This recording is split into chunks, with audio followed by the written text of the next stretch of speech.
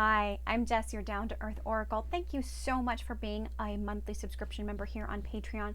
I am deeply, deeply grateful. I thought we'd kick things off with a tarot tidbit for you. And we're going to talk actually about the history of tarot, particularly the deck itself.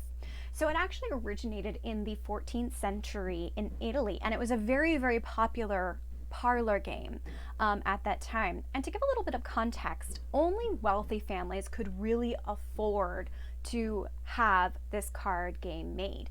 You have to remember at this time, 14th century, we really don't have printing presses yet. That doesn't happen until 1455 in the 15th century with the Gutenberg Bible. So we're talking handmade cards that are on vellum, artists involved, very, very pricey and costly, to where, you know, these card decks are essentially going to be family heirlooms, because unless you are of the nobleman level in society, you're not going to be able to have these cards or have the leisurely time to learn how to play the game, right?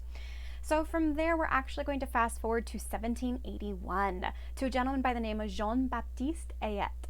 He actually created what we consider the foundation for tarot today.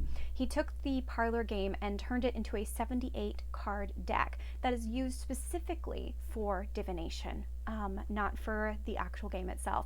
And he produced not only this card deck, but also a book to go with it to explain the meanings. And that is also at the time when tarot got its name. Tarot is actually a French word, which is short for tarocchi. I probably slaughtered that. I took 10 years of French, nada of Italian. So forgive me on that one if I slaughtered it. But back to Jean-Baptiste. So he created this 78 card deck. And out of those 78 cards, you get 22 major arcanas. So cards like the Strength, the Lovers, the Sun, the Emperor, those named cards, and those represent in tarot these big major life changes going on. Very much archetype cards, if you want to throw in some Jungian psychology for you.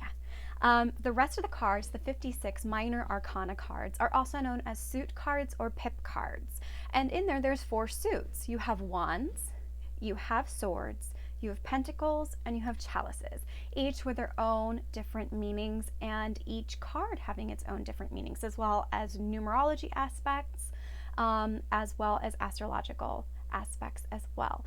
But we don't really get into that until at least 1909, when we fast forward and we get introduced to the Rider-Waite-Smith deck.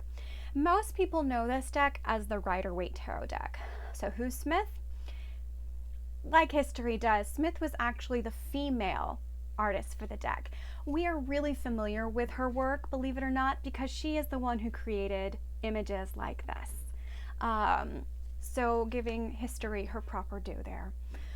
So it's not until this deck comes along in 1909 when it really takes on more of the metaphysical side of things. Rider-Waite actually he was a member of the Order of the Golden Dawn. And so from there's really been ties in with astrology hugely in the deck, as well as the Kabbalah and other mystical art forms around the world. And that has left us to where we are today, where we get variety of decks, countless number of decks and themes and uses, and we actually even have new decks which are called oracle decks, which there really isn't a standard frame for those. I mean, you can have these decks that are oracle decks that are literally 6 cards to homemade cards to 65. It just depends on who's creating this deck. And these oracle cards are extremely abstract versus, you know, major and minor arcana. These are kind of like even bigger picture ones. So that being said, that is your tarot tidbit for the month of October, and thank you so much for joining me here.